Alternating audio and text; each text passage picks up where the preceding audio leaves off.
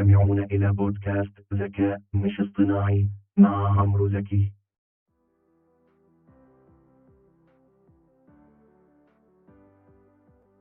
أهلا وسهلا بيكم في أول حلقة من حلقات بودكاست ذكاء مش اصطناعي. أنا عمرو زكي، وفي البودكاست ده بحكي لكم حكاية AI، الموضوع المثير الخطير الكبير اللي الكل شايفه جديد وبتجدد بسرعة، وكمان خايف منه والآن ومش عارف يعمل إيه.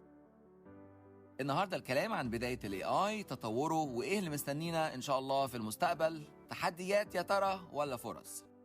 هيكون معانا ضيوف على مدار الحلقات الموسم كله يفيدونا في نشر قصص نجاحهم واستخدامهم للتكنولوجيا AI اللي تعتبر صراحة مصدر كبير لإلهام عدد من البشر.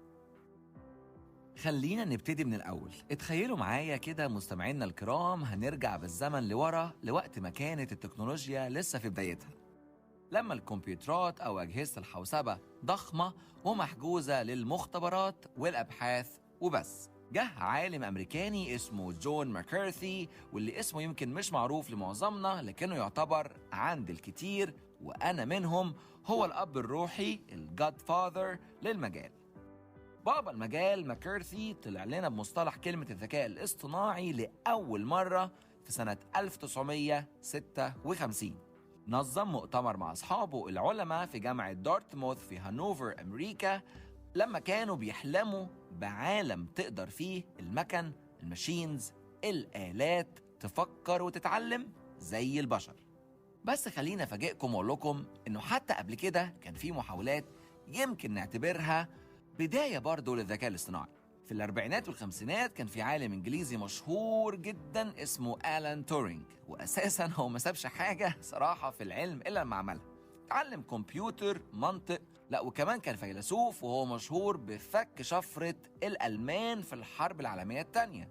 آلان تورينج عمل اختبار عشان يعرف إذا كانت الآلة بتفكر زي الإنسان ولا لا. صراحة خلينا أقول إن دي كانت أول شرارة اللي أطلقت ثورة الذكاء الاصطناعي، واللي دلوقتي لسه مش عارفين هتعمل ايه فينا الشرارة ديت يا عم آلان.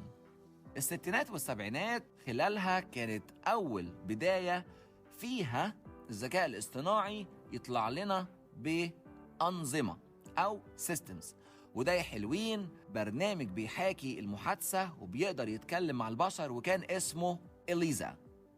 وفي الثمانينات بقى في مجالات كتيرة طبقت مجال ال AI زي الطب مثلا والصناعة. ومع تطور قدرات الكمبيوترات على فهم ومعالجة البيانات، الدنيا بقت تقرب من إنه نقدر نقول عليه ذكاء حقيقي. زي كده كلنا وإحنا صغيرين كنا نسأل نفسنا، هي إزاي إشارة المرور بتشوف العربيات تعمل أخضر عشان هي تعدي، وتقلب أحمر أول ما تشوفني فالعربيات تقف؟ ودي أول يوز كيس للذكاء الاصطناعي فترة الثمانينات. وبتيجي علينا التسعينات ونشوف كمبيوتر الديب بلو بيغلب بطل العالم في الشطرنج اللاعب الروسي جاري كاسباروف، ودي أول هزيمة نشوف فيها بشري يتغلب من كمبيوتر. وبعدين 20 سنة الأخيرة شفنا وبنشوف لسه التطور عامل إزاي، من تقنيات التعلم الآلي أو الماشين ليرنينج والديب ليرنينج اللي هي التعلم العميق. طب والكلام ده معناه إيه يا عمرو؟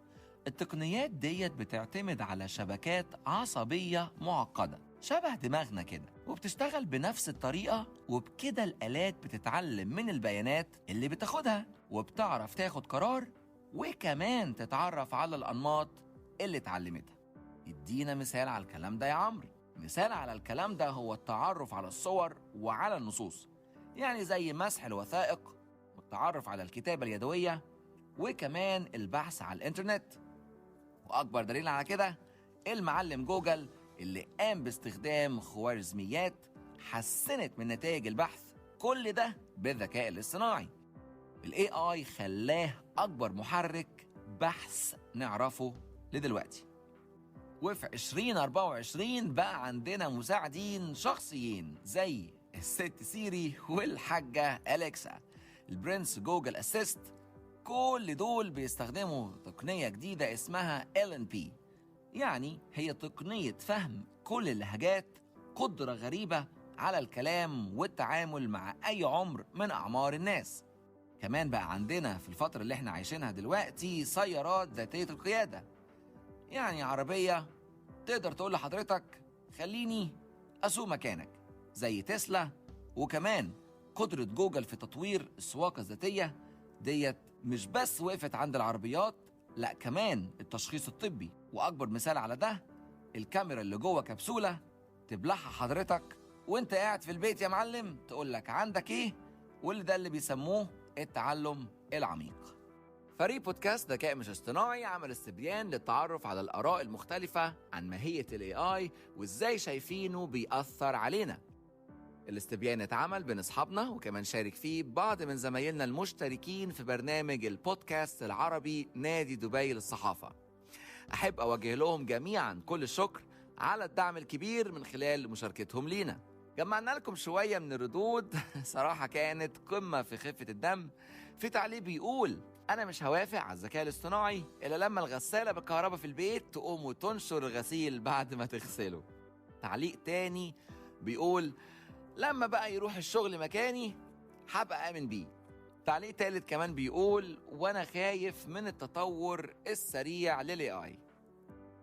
عشان أطمنكم شوية عاوز كل واحد بيسمعني يقوم يمسك تليفونه يسأل جوجل جيميناي أو تشات GPT ويقول له إزاي أفتح موبايلي، واتفرجوا على الإجابات المضحكة، زي إن كل الإجابات هيبقى فيها طريقة فتح التليفون، يعني فكه وتركيبه، مش فتح التليفون يعني تأنلوك السكرين، يعني تحط الباسورد أو تبص للشاشة وتفتح السكرين بتاعتك بالشكل اللي انت معتاد عليه. وده تمرين بيثبت انه بدون تعليمات واضحة ودقيقة، زي مثلا ازاي افتح التليفون وانا باصص عليه والعلامة بتاعة الساعة قدام عينيا، يعني انت كده بتديله معلومة واضحة ودقيقة علشان توصل للإجابة اللي في بالك.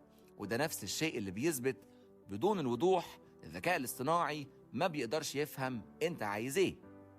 خلينا نقول إن التطور بتاع الذكاء الاصطناعي عامل زي رحلة تعلم الأطفال الصغيرة، يعني الأطفال لما بيشوفوا لعبة وبيحاولوا يتعلموها، وده اللي ال AI بالظبط بيحاول يعمله.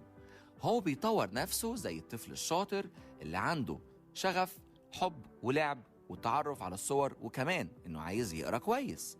وده بالظبط يا جماعة اللي جوجل قدر يوصله، وزي ما انتم شايفين بقى دليل شامل تسأله يجيب لك نتائج. وبعدين الطفل ده كبر شوية وبقى زي سيري وأليكسا اللي بقوا مش بس يتسألوا، لا دول تقدر تقول عليهم نانيز، يساعدوك في كل حاجة، من أول شغل المزيكا، اطفي لي النور، أو اضبط لي المنبه. كبر الطفل كمان أكبر وبقى يعتمد على نفسه، فظهرت العربيات اللي بتسوق لوحدها تقول لك ارتاح يا فندم أنا هسوق مكانك.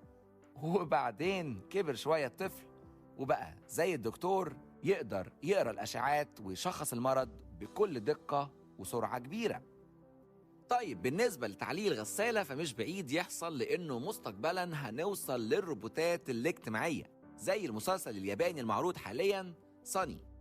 في إنسان آلي زي الصاحب بتاعك بيتفاعل معاك بطريقة ذكية وإنسانية، وكمان نقدر نشوف إزاي بيتطور في التعلم الذاتي، زي الطفل الصغير ما شاء الله عليه بيعرف يتعلم لوحده من غير ما حد يعلمه حاجة. يعني من الآخر الذكاء موجود، زي الطالب بدأ يجتهد، وزي ما الصناعة قدرت تتطور لحد ما بقت شبه صديق ذكي معاك يساعدك في كل حاجة.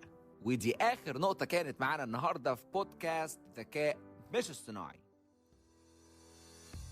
وعلشان في مفاهيم كتيرة مغلوطة وحاجات كتير مش واضحة للناس بخصوص ال AI، هنستضيف المهندس الإماراتي أحمد الزرعوني، خبير تقني في مجال الذكاء الاصطناعي وأحد الرواد في تطبيقاته الحديثة. أحمد عنده خبرة واسعة في تطوير نظام الذكاء الاصطناعي ويعمل في المشاريع رائدة في الصناعة. خلال الحلقة هيشاركنا أحمد رؤيته حول أساسيات الذكاء الاصطناعي، تطوره والتطبيقات العملية في حياتنا اليومية لل AI. ما تفوتوش الحلقة دي علشان هتكون مليانة معلومات وحاجات بتتقال لأول مرة حصرياً في بودكاست ذكاء مش اصطناعي. يا رب تكونوا استفدتوا وانبسطتوا في نفس الوقت. مبسوط قدرت أشارك معاكم أفكار جديدة ولذيذة، قصص نجاح ملهمة ونصايح مفيدة. لو عجبتكم الحلقة ما تنسوش تشتركوا وتقيموا البودكاست وتشاركونا آرائكم وأفكاركم عن مواضيع الحلقات اللي جاية. وما تنسوش تكتبوا لي في الكومنتس ايه اللي تحبوا نتكلم فيه وايه آخر التجارب الطريفة في استخداماتكم للAI. أنا عمرو زكي وبقول لكم انبسطوا، نتقابل الحلقة الجاية. سلام يا مستمعينا الكرام. شكرا لاستماعكم للحلقة. كنتم تستمعون إلى بودكاست ذكاء مش اصطناعي مع عمرو زكي.